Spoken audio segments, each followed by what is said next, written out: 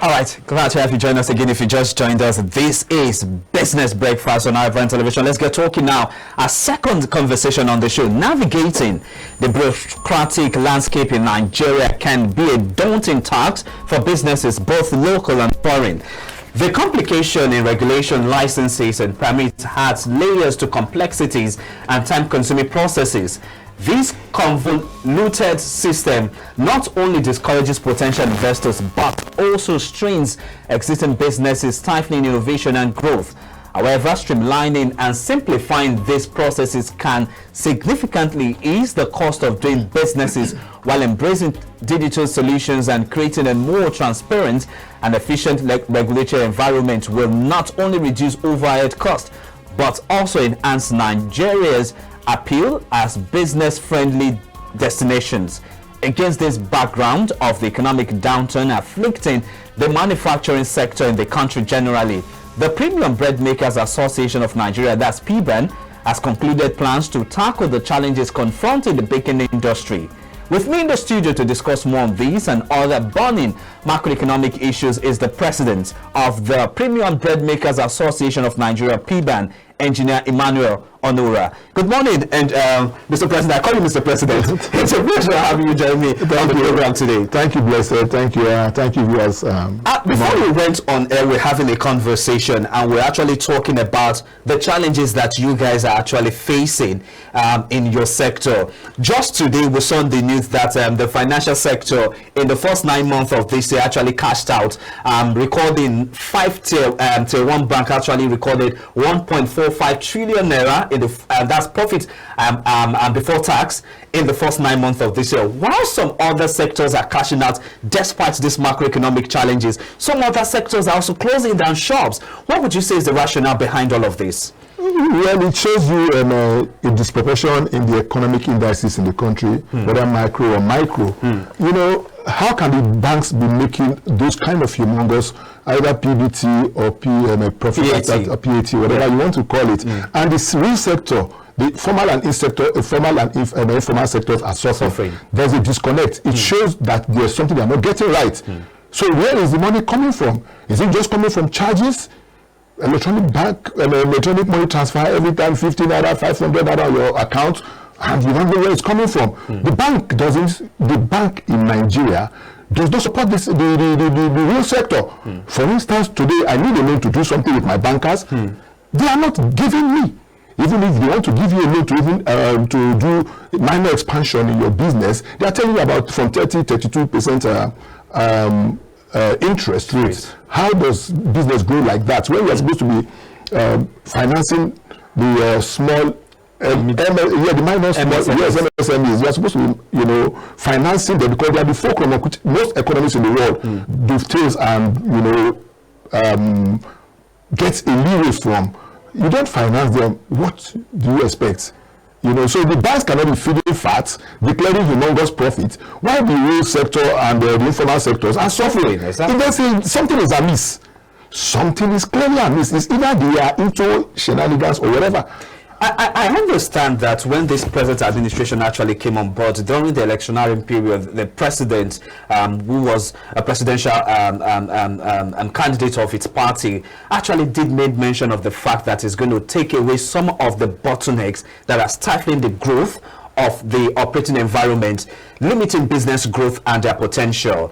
Now, they've talked about taking out multiplicity of taxes, and that is also one of the pain that your industry is also facing.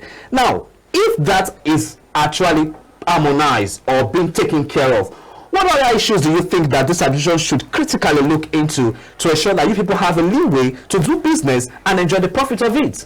Well, you have to say it. Mr. President has always, his soundbites are always good, but sometimes he talks off the cuff too. Implementation is a big problem. You understand? It's not a question of, we are no longer in the electoral campaign period. Yes. This is time to sit down and work for Nigeria.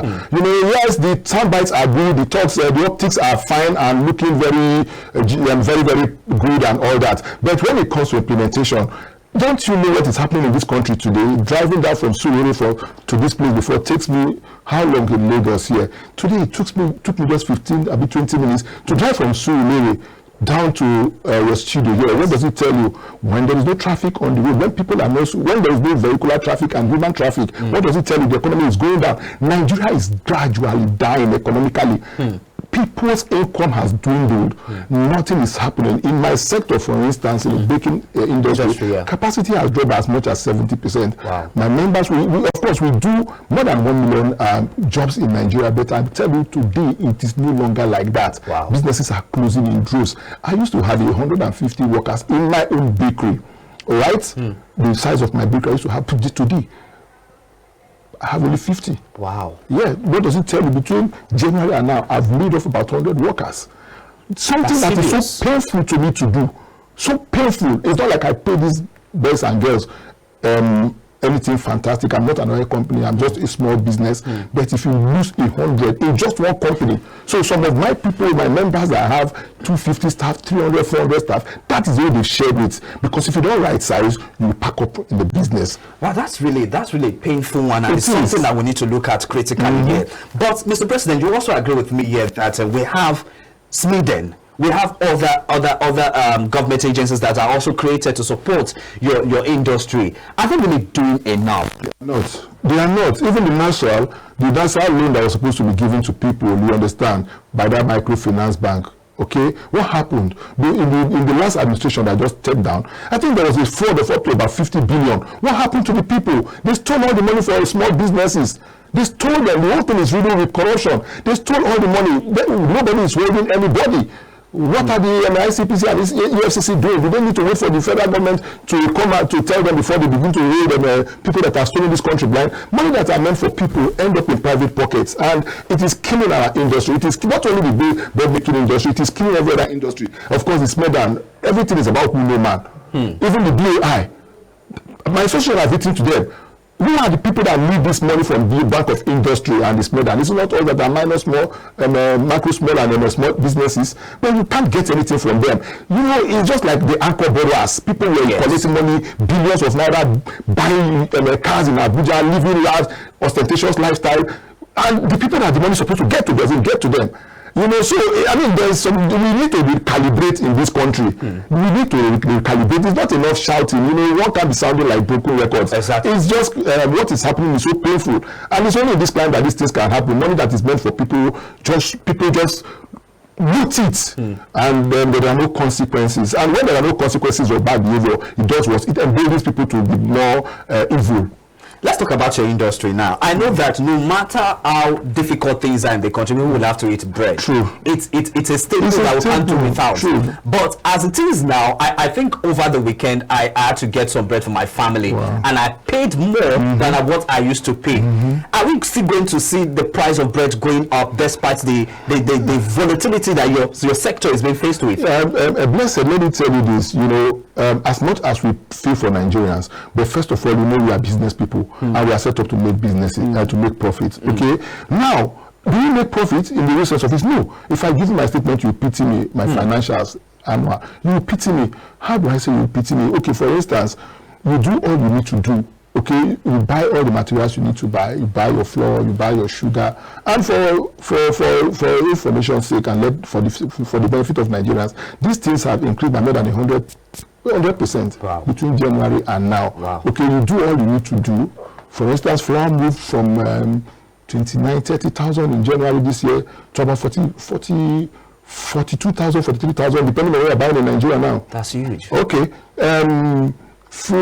Sugar moved from 29,500 to 63,000 as I Well, the same sugar are what we manufacture here in the country. No, we don't manufacture sugar. We don't manufacture sugar. The Dangotes are what they have is refiner. What they do is to get hard sugar from Brazil and elsewhere to come and refine here. So what are they saying about the backward integration policy? Well, backward integration will take some time, just like it did for Smith and all that. Maybe it will take some time. You know, they have their farm somewhere in Nasarawa, I think in Kwara, Basita, and all of it, Bua, Golden Penny, and Dangote. We do have them. It will take some time, but for now, you know, the in-country capacity is very, very abysmal. You understand? Because most of what we get for the unrefined crude, unrefined shoes that we get from Brazil and elsewhere, they bring them here just to refine them, add vitamins to them, fortify them to make them better. That's just what they do.